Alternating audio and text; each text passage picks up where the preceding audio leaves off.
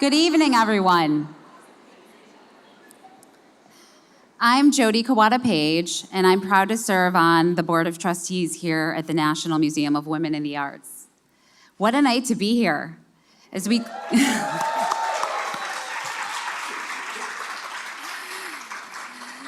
close out Women's History Month, this feels less like an ending and more like an exclamation point.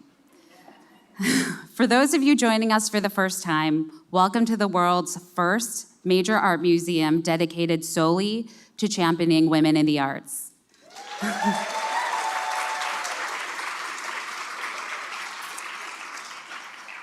In just over a year, we'll mark this extraordinary museum's 40th anniversary. That's 4 decades of ensuring women's voices, talents, and stories are not just seen, but remembered through the arts. Tonight's program is a perfect example of what this museum stands for. We're honored to present a very special Fresh Talk, part of the museum's long-running Women, Arts, and Social Change series. I know it will be an evening that brings together dynamic conversation about how literature, art, and culture can fuel civic engagement and help shape a more equitable future. It couldn't be more timely.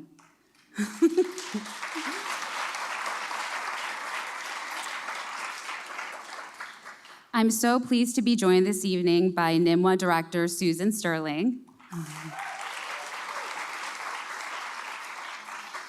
and to welcome our partner, Glory Edim, founder of Well-Read Black Girl.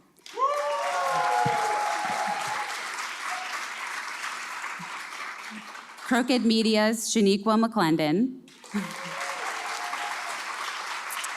And of course, Stacey Abrams.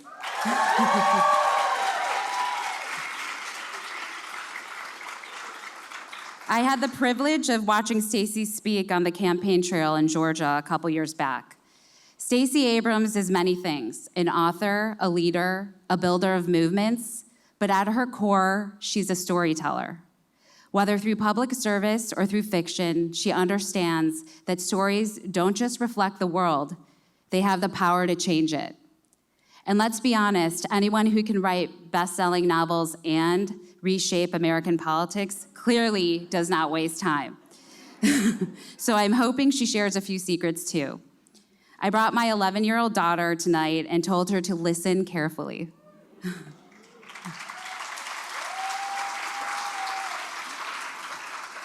Before we begin, it's my pleasure to introduce someone whose work here at NMWA embodies everything we'll explore tonight. Please join me in welcoming Elizabeth Ajunwa, Director of our Library and Research Center.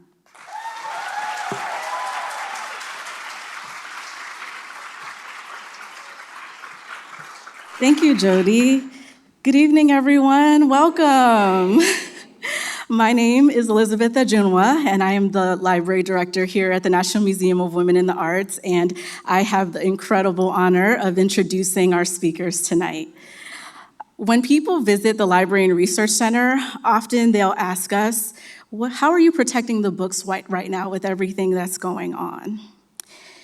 In a time when books are being banned, when libraries are under threat, when the arts, especially arts by women and non-binary folks, are being censored and subjugated, we are here centering Black stories, Black voices, and Black women.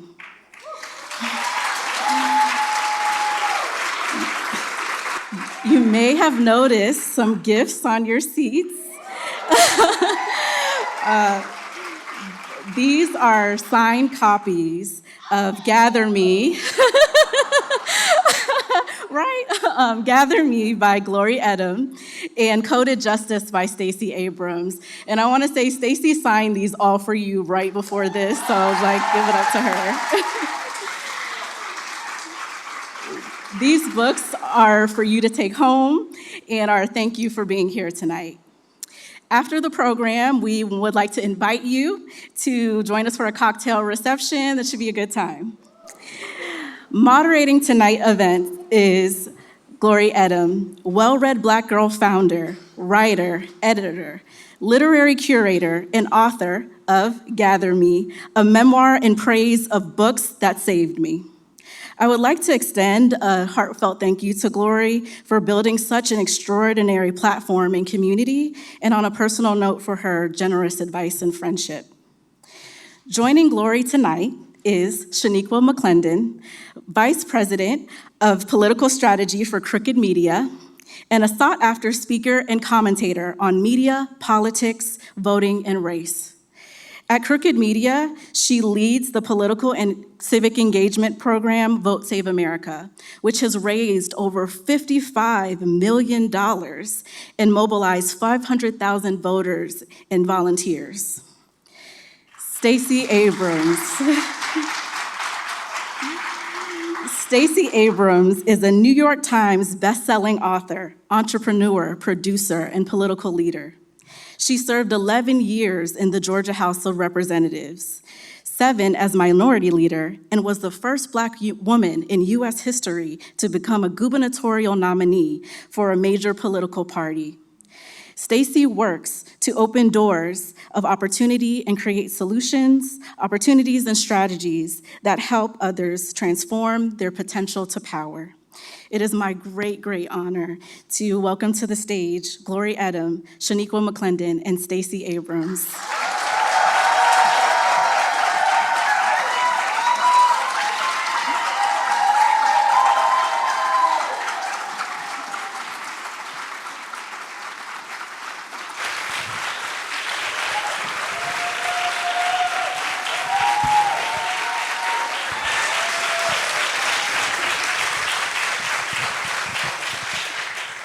Thank you again to Nimwa. This could not be possible without your support. I'm so excited to be here. Thank you, Stacey, for joining us. Absolutely. These are the best chairs I have ever had on stage. I'm very serious. I may not leave. Elizabeth gave an incredible introduction, and I'm just going to reiterate some of the things that she said, because we're going to be talking about creativity and we're going to be talking about civic engagement, and they go hand in hand. So tonight's conversation is rooted in this powerful idea that creativity and civic participation are joined together, that they're not separate practices, they're deeply connected ones, and we want to build a world that is rooted in social justice, fairness, and have the ability to dream really big. And I know both of you women exemplify that.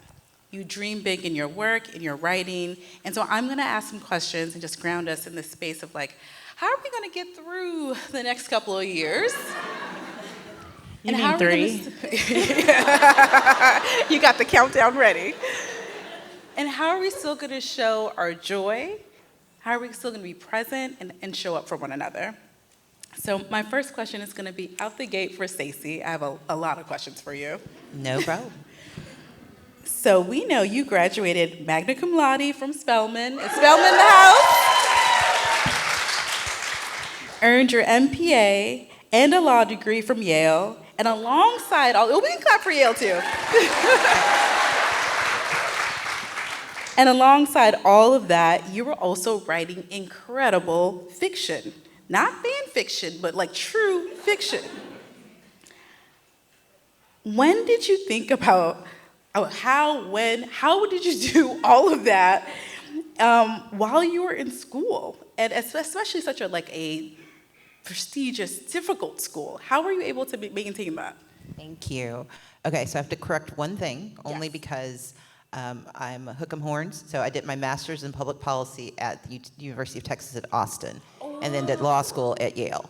And that's a whole other story. But I do have to return to Texas from time to time, so I need to make sure that's clear. My bad.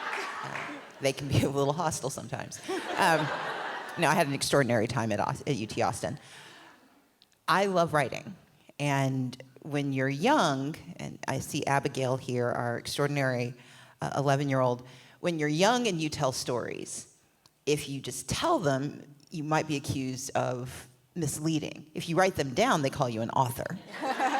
And so I learned how to be an author, because that's better than getting spanked.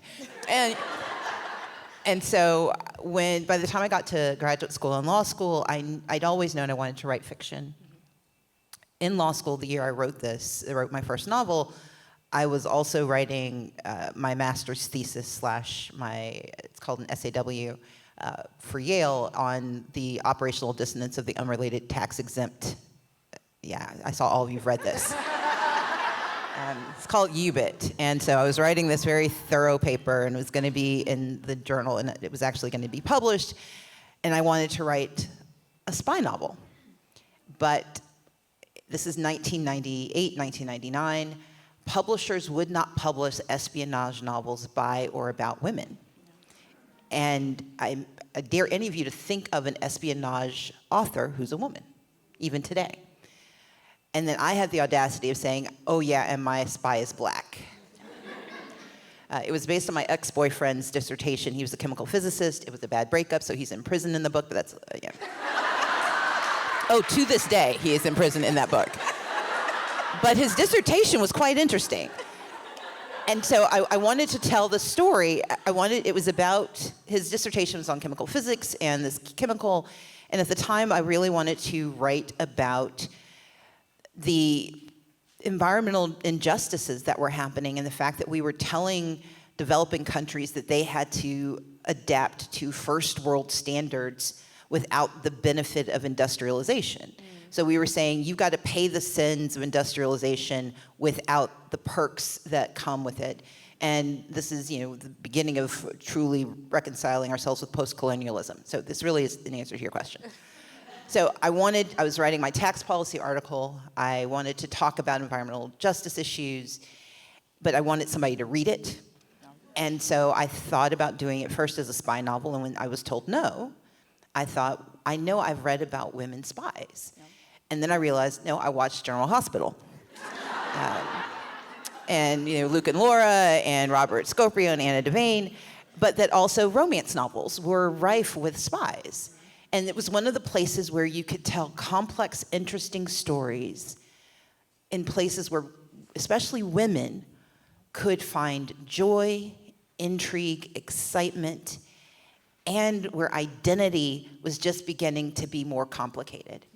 And so I'm like, okay, I'll write my tax article, but I'm also going to write this novel. Now, yes, I was in law school. And to my mind, it was like, this is the last time I'll have this much free time. Because when you're writing a story, the story has to come out when it's ready. Yeah. And you know this as a writer. Yeah. I had this idea, I had this construct, and I was not the best student. I got out, they let me leave. But I knew that I wanted to be able to let this creative part of me, the part of me that was a black woman who desperately wanted to see black women on the cover of romance novels, because by then you'd only had Beverly Jenkins and Brenda, who were the only two black women who'd ever been able to put black women on the cover of these novels.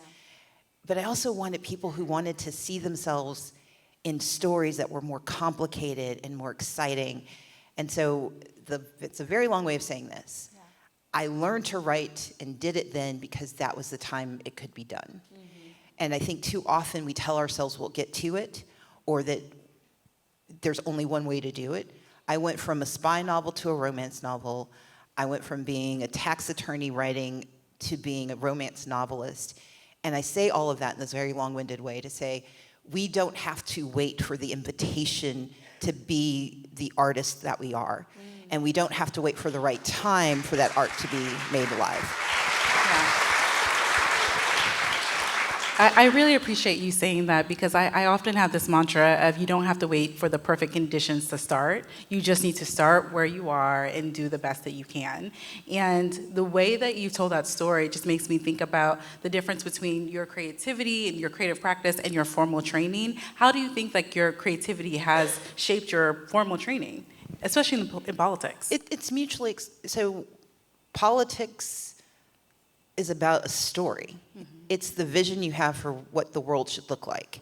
And you're trying to convince people that you're the person who can make it so. Yeah. And that's a big old story. Yeah.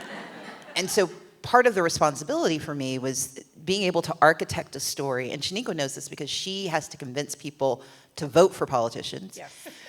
A lot of the work of storytelling is creating a compelling vision, making sure that your antagonist and protagonist are very clear, and then making certain that the reader or the activist or the voter sees themselves in the story, and that they believe that by the denouement and by the climax that the work can be done, that the story and the truth will be revealed.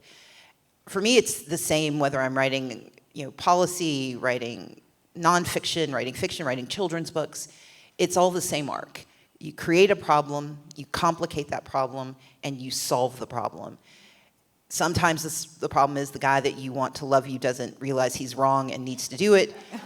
Sometimes the problem is that democracy is at risk and the people trying to destroy it are standing right in front of you. Please don't let them in the building.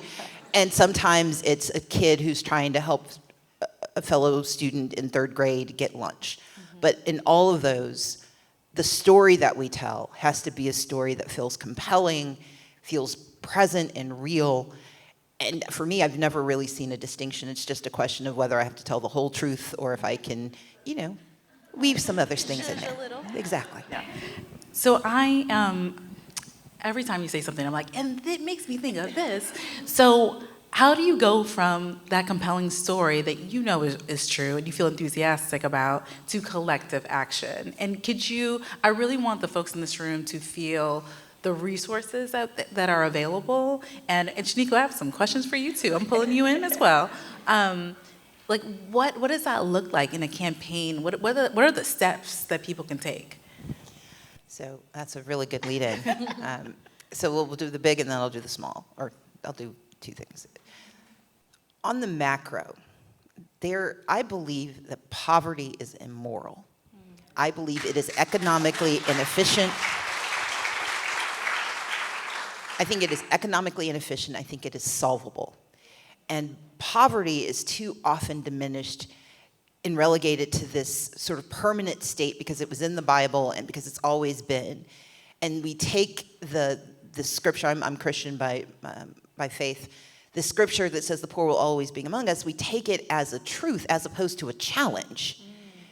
And more than that, we have now divorced ourselves from the fact that poverty can exist in different levels. There's the poverty of survival, and then there's just not having enough money to dream and having enough money to aspire. And so that's a big goal that I have. Yeah. And so the story I have to tell in politics and in collective action is that it's a villain we can defeat. It's an antagonist that requires collective action, and here are the ways we do it. And so the story that you tell in politics and in policy and in civic action is the story of what does it take from each of us to make it so. The work I do in democracy is grounded in this. I fight for democracy because democracy is the most effective political system to tackle poverty. Authoritarianism is about stealing your power, basically stealing your individual freedoms, aggregating power to the smallest unit, and then not being accountable for that theft or that misuse.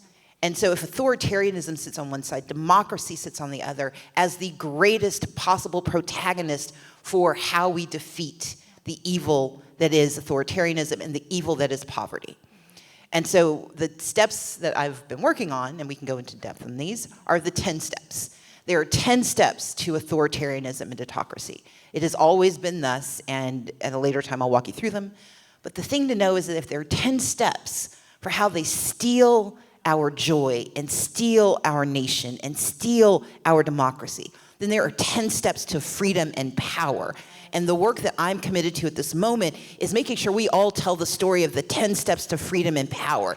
And it's rife with intrigue, and we've got terrible villains, and we've got secret terrible people that we don't know about, and there are twists and turns.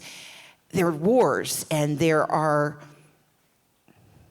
terrible things. But there's also extraordinary examples of bravery. We have heroes who are standing up. We have people who have defied the odds. And the story of America in this moment, and the global story we can tell, is one that requires that we recognize that the 10 steps that they've used to destroy us have laid bare the 10 steps we need to take our power back. Yes, absolutely. And we have platforms like Vote Save America that make help. We can clap for Vote Save America. Yes.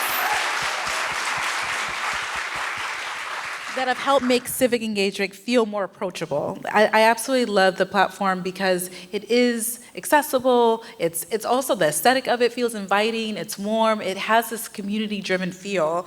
Can you talk about what are the clearest entry points for folks who want to start, their political journey? We have students in the room that, they're deciding what direction they want to take. Yeah. Tell us what you have done to really prepare people to. So thank you all for being here today. So Vote Save America is attached to Crooked Media, which is a media company. And I think what Stacey was saying about storytelling is so important because something we talk a lot about at Crooked Media is most people don't pay attention to politics. They don't care about it. You have people like us and probably a lot of you in this room who you eat, breathe, sleep it. You know what's happening every day. You know what Trump said like 5 minutes ago. But most people don't. And so something that's really important to us at Crooked Media is that we're informing people, but also entertaining them and then inspiring them to take action. But in order to do that, you have to have really strong storytelling. And for the work that we do at Vote Save America, we had to make a lot of people believe that they could actually have an impact on the things that they care about. The news most of us watch, it just tells us what's wrong. But what we do at Crooked is make sure people know, things are bad, but there are steps you can take to actually have a positive impact on that. And something that we really spend a lot of time doing is identifying villains, identifying the candidates who can challenge those villains and change a lot of what's happening. But by and large, we try to get people's attention because those of us in this room who care a lot, the efforts we put in matter a lot, but we can't fight all of this alone. We're gonna have to bring in the people who are not paying attention. And I think that's why the 10 Steps campaign that Vote Save America is partnering on is so important because that's how you get the attention of people who are not paying attention. I don't know if you remember this. We had a call to talk about this partnership and this example just stayed with me. But again, it goes to really important storytelling that can reach other people who are not as plugged in. You were talking about Trump firing the head of the Bureau of Labor Statistics and how if we didn't have enough data to show us that there was inflation, people would not get COLA increases in their Social Security. And you cannot pay attention to politics, but your COLA is still not, you're not gonna have a COLA, which means you don't have the money you need. And it's all because of decisions that politicians are making. And that is an example that people can see themselves in. That is an example, it doesn't matter what your political affiliation is. It doesn't matter who you like or hate in politics. It doesn't matter if you've never voted in your life. If you're above a certain age collecting Social Security, that's gonna impact you. And so at Vote Save America, we're mostly focused on taking people who already care and getting them to do more, but we make sure that they know how to tell their own stories and frame that for their family and friends and communities who might not be so plugged in to bring them into the fold, hopefully to vote, but then to start to move them up that ladder of engagement and see themselves as part of the solution. Yeah, so often people will say well, I'm not political or that doesn't impact me. Well, I was at the airport yesterday. Exactly. And please believe it does impact you in one way or the other. It's the gas prices, it's the carton of milk, all of this is politics. Yeah. So how do we shift people from thinking, I'm not political, well, we're using the air quotes with that one, to really realizing that they have a role to play? Yeah, I think the airport example is spot on. Again, you could never pay attention to politics. If you're trying to fly somewhere, my sister, well, you live there too. It's okay, go ahead. My sister lives in Atlanta. Even before the TSA issues, the only place I've ever missed flights. We remember. Maybe that's why I get punished every time. I don't fly Delta, so that's the other thing that does not help me there. We all make choices. Anyone who's gone through there, you know how it is. But it's even worse now. And you could not pay attention to anything that's going on. And I'm sure all of us have seen the videos online where people are snaked all the way into baggage claim. And you cannot care, but it's affecting you. And as fuel prices go up because we're in a war, that's also going to impact your experience at the airport, but also just trying to drive around. But we can even look at things like school lunch debt. You can think that you're not, you know what, you can say you're not political, but politics is going to touch you. And it's not really, I don't think it's worth much to talk about whether you're political or not. I think it's more important to focus on the fact that you can engage with politics or you cannot, but you get to influence the politics and the decisions your elected leaders make, or you can just let them happen to you. And, you know, I was on reduced lunch when I was in high school. I can't imagine trying to get lunch and them saying, well, you didn't pay, and sending me to, be hungry and then go back to class. So all of these things affect us. And I just want to share a quick example about the things people can do about it. We have a ton of partners at Vote Save America. One of them is a newsletter in North Carolina, where I'm from. It's in Carborough, and they just try to get people locally engaged. They let them know what's going on, and there was one time where the school board, the only candidates running were from Moms for Liberty. And so this is a liberal part of North Carolina, Carborough, North Carolina. It doesn't make sense that these would have been the candidates. They sent a newsletter out to their email list and said, we need people to run against these people. And they had people step up and run. Now that is something kind of at the top of the list, but even supporting those candidates with a donation or knocking doors are the kinds of things that you can do. And so everyone can do something to have an impact.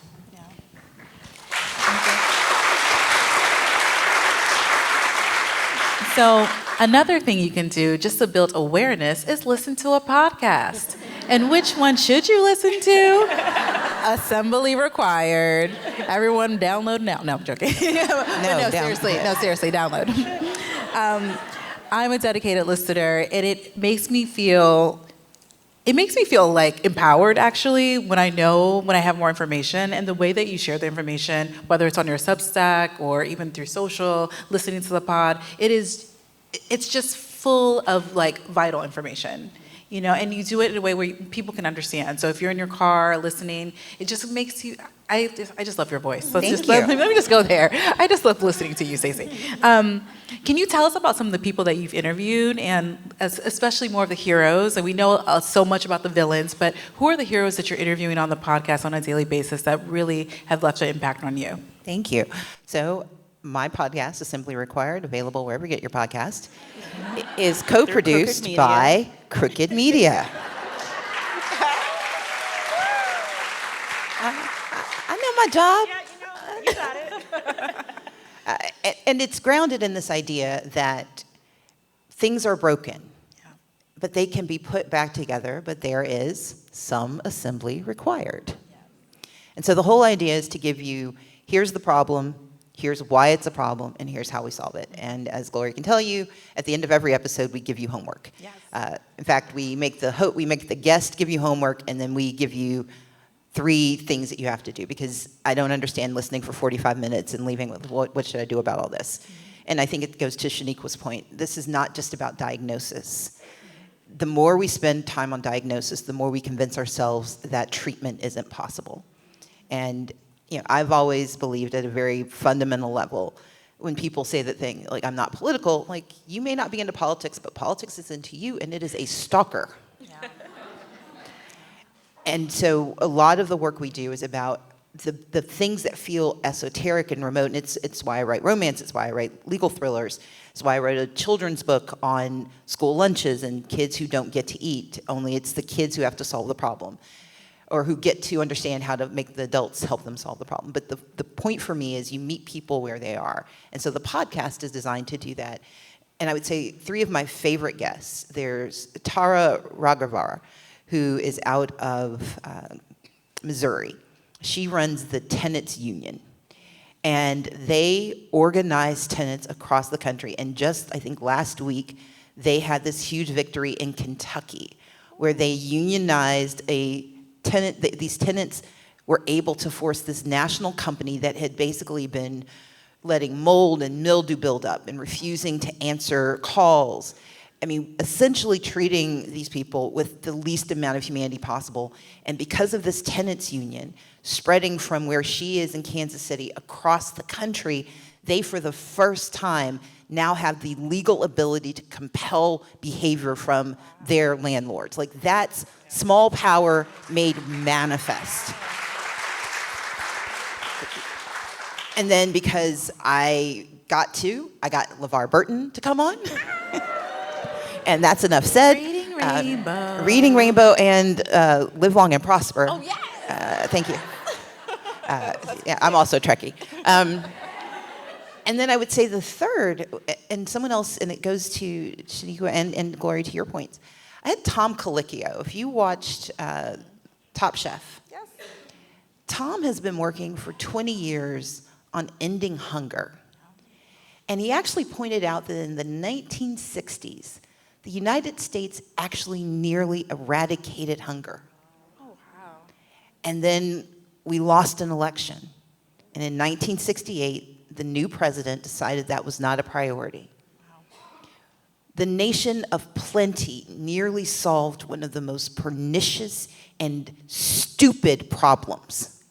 Hunger should not exist in this country. And so the reason I was so excited, it's bringing people on who have ideas that we sometimes miss because that's not what they do.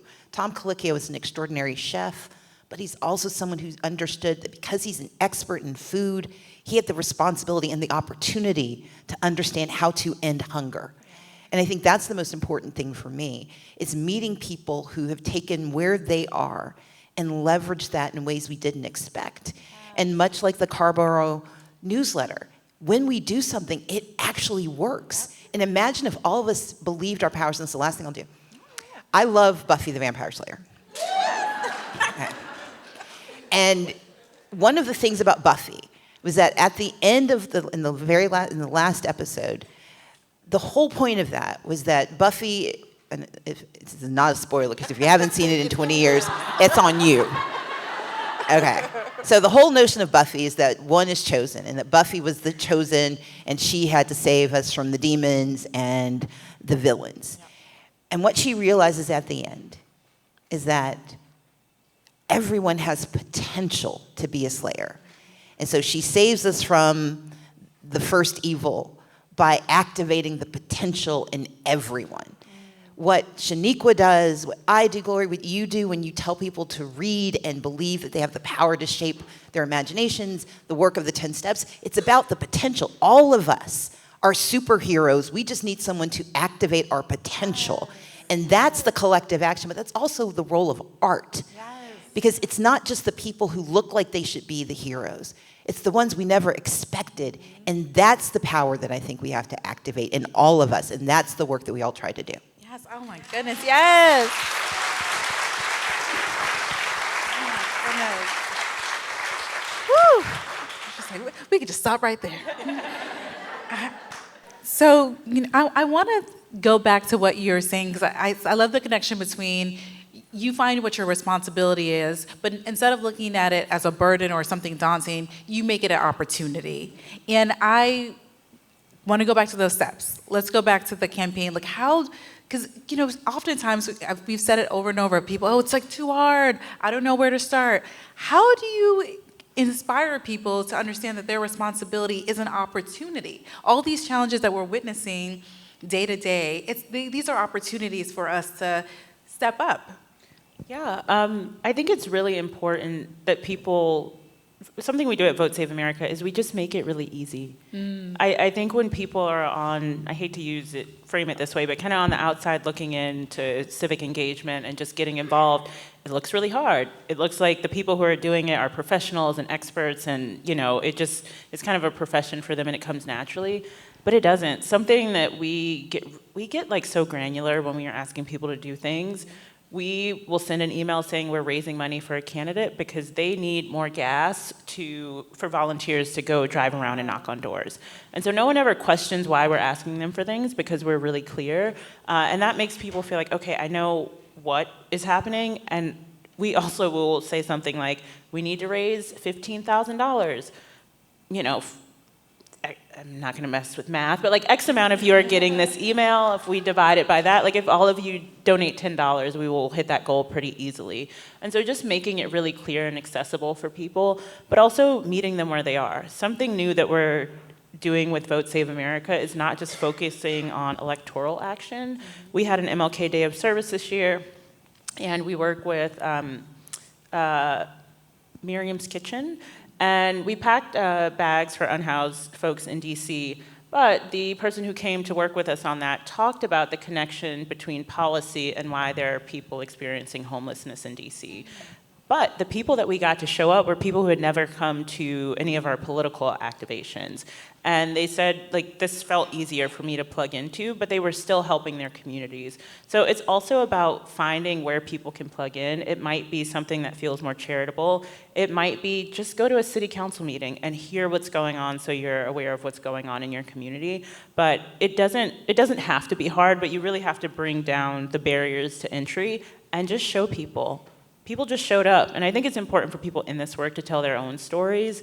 I got into this because I care deeply about education policy, and I felt like I got really lucky with education, and that's why I think I'm smart, but I know a lot of smart people who have not been as fortunate as me, both with school and in my career, and so I try to share that story more, and the fact that I grew up poor and had to navigate all this stuff, but I think everyone should have that opportunity. There should be no one who can't. But sharing that story will make someone who has my similar experience maybe think, okay, well, maybe I can, one, accomplish some things, but also make sure I'm reaching back to help the people, and young people especially, who want to get to that point as well, which, last thing, and I'll shut up. I interned at the White House in 2010 because I was obsessed with Barack Obama.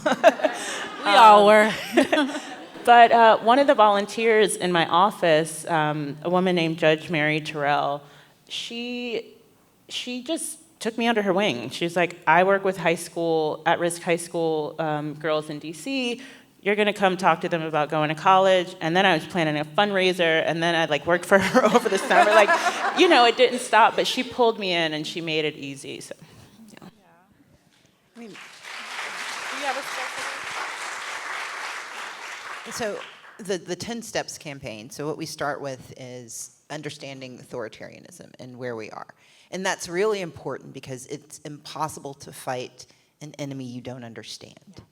And so we start by saying, look, you have an election, and then the person who gets elected expands executive power. Step 3, you see them weakening their competing powers. So Congress becomes complicit and the courts become inert or impotent or willfully compliant. Step 4, they gut government, so it doesn't work. And so when she was talking about what happened with the Bureau of Labor Statistics, we also saw it happen with the Department of Education. We do not have a Department of Education for a functioning fashion, which means children who have IEPs right now cannot appeal. There's no one to talk to if states are no longer doing their jobs. And that's one example, but for families, especially poor families, my mom used to say we were the genteel poor. We had no money, but we watched PBS and we read books. But my parents made sure we lived on the poor black street on the middle class side of town so we could get zoned into the good school. Not the great school, but the good school. And that was before GPS. And think about what families had to be able to navigate then. We at least had a Department of Education. Now it's gone. And the reason you gut government is that you need people to forget why democracy is necessary. Wow. You vote for people so they'll do the stuff you need them to do, and if they stop doing it, then authoritarianism seems like a fine idea. Because, well, if it's not gonna work, let anybody, let them have it. Then step 5, you install loyalists, you put people in charge who don't care about people, they care about power. Step 6, you attack the truth, which means you go after journalists and you go after freedom of expression. You go after artists, which is why today being here is so important. You fill that vacuum then with propaganda so that people stop believing the truth and start believing the lies, because the lies are an effective storytelling mechanism. Step 7, you attack DEI. You scapegoat the vulnerable. There is a reason DEI was in the first wave, in fact, was the beginning of the wave of executive orders. A pluralistic democracy, it sounds really fancy. It just means a democracy where you have diversity, meaning all people, equity, meaning fair access to opportunity, and inclusion, meaning respect for belonging. An authoritarian is terrified of DEI. That is why they went after it. But we have to connect those dots to your point. When they issued the anti-DEI edicts from the White House, disabled veterans lost their jobs because they didn't realize that disability is DEI. They didn't understand that when these women who had been holding up not just half the sky, but apparently 2/3 of government, when they got fired, things fell apart. And so DEI is so important because it is the pillar of a pluralistic democracy. That is why they are so assiduous. On the left, there's a tendency to dismiss it as a really boring HR seminar. But they understand that it is the entire architecture of how modern democracy in the United States has been made to work. And after step 7, they go after step 8, which is they go after civil society. They attack universities, they attack lawyers, they attack nonprofits, they tell philanthropies, you give your money to the wrong people, we're gonna come after you. And then they go to step 9. And that is when they normalize state violence. DC has been living under military occupation for almost a year. That is an absurdity in a democracy, which is why we know we're we're technically an anocracy now, an authoritarian country with democratic leanings, or democratic country with authoritarian leanings. But we also know what happened in Minneapolis, but also in Chicago. Let's not forget the rappelling out of Black Hawk helicopters into public housing. It's what happened in LA. And so we've got to remember that ICE roaming our airports is not a bug, it is a feature. That having a masked, armed paramilitary in our communities in any other story would be cause for us to rise up, but they count on us normalizing it. They count on us getting used to it. And that is why it's so important that we understand it, because when you get to step 10 is you end democracy for everyone. And you don't have to eliminate elections. You don't have to have a state of emergency. You eliminate elections by redistricting and drawing the line so people can elect who they want, by raiding Fulton County and Maricopa County so you can get access to voting records you're not entitled to. You get it by the SAVE Act. And if you can't get the SAVE Act, you get the SHIELD Act in Mississippi, where they're doing the SAVE Act there right now. But, as I said before, if there are 10 steps to autocracy and authoritarianism, there are 10 steps to freedom and power. 1, we commit to knowing this stuff. We don't hide our heads in the sand. We don't pretend it's not true. 2, we share. It is why what Shaniqua and her team are doing is so critical. We got to tell people what's happening. And you are all part of it. Sharing one thing a day, one thing a week, just being the person to be that newsletter for your 3 friends who know they don't want to open it, but they know you're going to ask them about it, so they open the email anyway. You have now created a newsletter. It's sharing what we know. It's organizing. Where 3 or more are gathered, like I'm the daughter of pastors. 3 or more are gathered, you got church, you add 4, you got an usher board, 5, you get a choir. You don't have to start a big organization. You just have to organize people who share your values and are willing to do something, because the next step is that you mobilize, you go and do something. And it's filling up those bags. It's going to a school that doesn't have school lunches for everyone and making sure no child goes hungry. Then you litigate. And that doesn't just mean law firms, although I know I'm in DC. Litigation means you argue the point. Yes. You tell people it's not right. And you don't stop talking because they use, some logical fallacy to distract you. We have to tell the story because they are going to tell theirs. The next step is that we disrupt. I love disruption. That is when you film, like y'all are doing really well in here. It's where you stand up. But what we learned from Alex Preddy and Renee Good, but what we've known since the 1960s and even before then, is that disruption carries risk. There was an article today about why college students aren't protesting.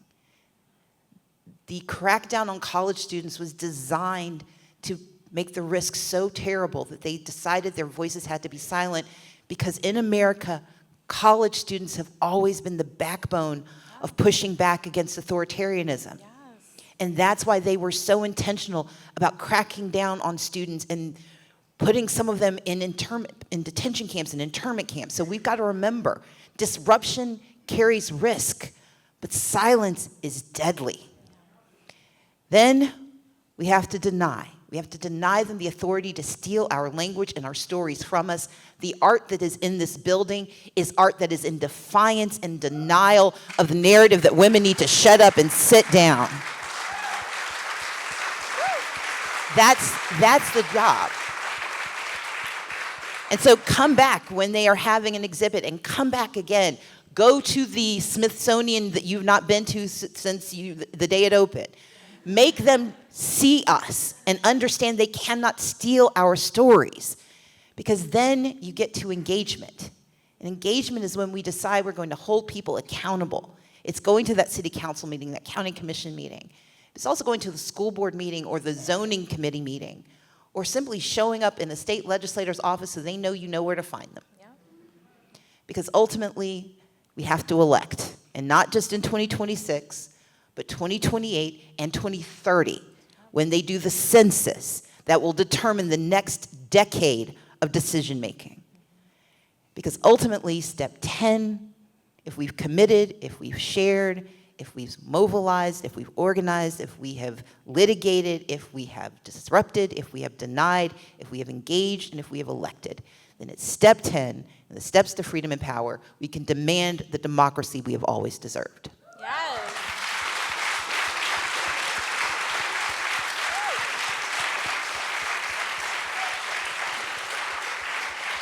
Who feels ready to demand democracy? Yeah, yes, I see some hands in the air. You know, with everything that you've just shared, I know we feel empowered, we feel fired up. It's like, okay, like we're going to do this. But we're at step 10, aren't we? We're at step. Yeah, we've cycled through a couple of times now. Yeah. Okay, yeah. And so if the folks in this room, I want you to give them homework. I want to have like the 3 steps after you leave this, watching this discussion. What's the homework for the individuals in this room today? Number 1, sign up for 10stepscampaign.org. Say it back to me. Okay. Number 2, sign up for Vote Save America. Say Vote Save America.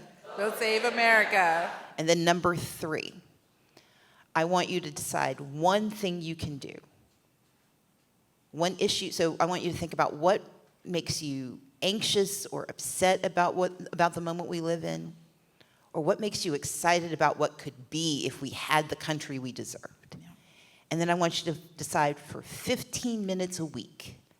You're going to read about it, you're going to write about it, or you're going to do something about it. Yeah. Story, if you've read, I love referencing books. If you read The Hobbit, if you read Lord of the Rings, if you read Parable of the Sower. Yes.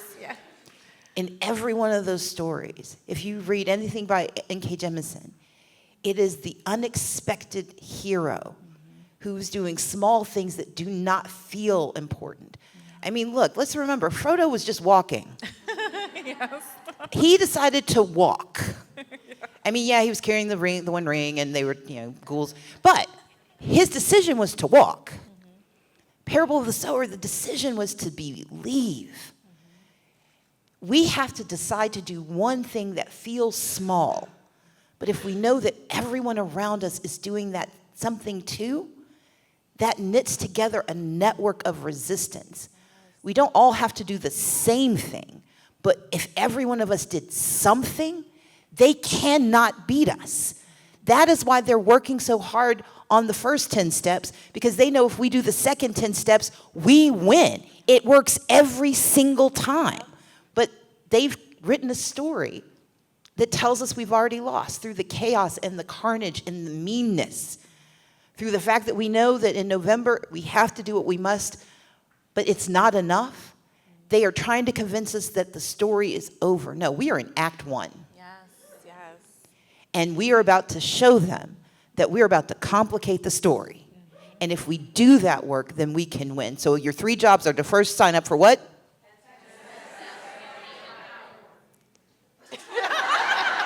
Okay, See, we have somebody who has a PhD in here, so thank you. Okay, 10stepscampaign.org. Vote Save America. 15 minutes of good. Those are your 3 things.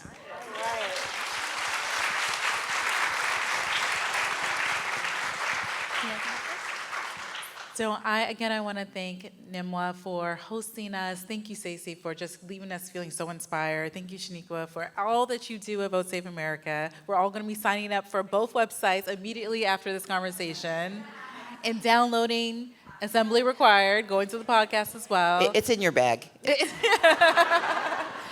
And I also hope everyone starts a book club. You have no excuse. You have books in your bag. Please read Coded Justice. Please read Gather Me. Share with your friends. Make a little library. This is all about connection and community, and we're so grateful to be here today. Thank you, Glory. Yeah, thank you, Glory.